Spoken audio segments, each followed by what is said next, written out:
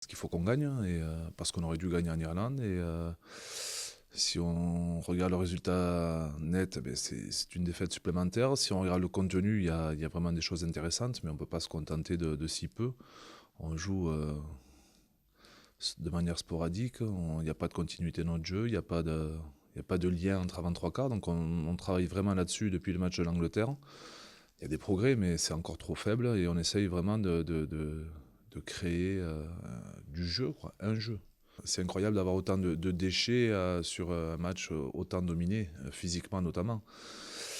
C'est des erreurs de jeunesse, mais c'est pas que ça aussi, c'est un peu récurrent sur certaines attitudes, sur un manque de concentration. On travaille beaucoup sur le groupe, sur l'éveil de ce groupe, parce que c'était un groupe doué rugbystiquement, mais qui manque d'application, de continuité dans son implication. Et c'est là où on essaye de travailler beaucoup, parce que quand les joueurs décident d'appliquer les schémas et de jouer à leur niveau, là on est très performant. Mais on ne peut pas avoir autant de déchets, encaisser 3 essais en un quart d'heure, on a lâché mentalement aussi. Il y a des joueurs qu'on voulait voir évoluer avec nous.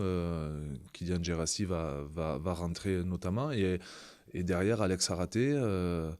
Alex Araté, ça a été un peu notre liant l'an dernier. Il nous a beaucoup manqué sur la Coupe du Monde. On a besoin d'un deuxième ouvreur, d'un 5-8e pour faire rebondir le jeu.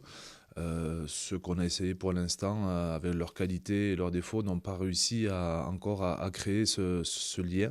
L'Italie a failli battre tour à tour l'Irlande et le Pays de Galles, hein. Chez elle, on a perdu contre l'Irlande, et les Gallois sont allés mettre 65 points aux Écossais. Donc ces Italiens, cette génération, les Français ne l'ont jamais battu en compétition officielle. Donc déjà, ça plante le décor. Le travail, il est sur le long terme. De toute façon, l'endurcissement, c'est un groupe qui manque de leadership, qui manque de leadership sur le terrain, qui manque de leadership en dehors du terrain. On travaille là-dessus, on essaye de faire sortir des joueurs, de les faire émerger.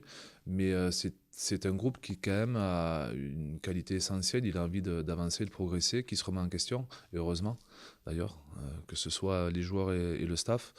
On est vraiment parti de bas après cette claque en Angleterre. Il y a de la progression dans tout ce qu'on fait, dans notre agressivité, dans notre organisation défensive et offensive. Maintenant, il n'y a pas de, comme je disais, pas de constance, et c'est là-dessus qu'on travaille.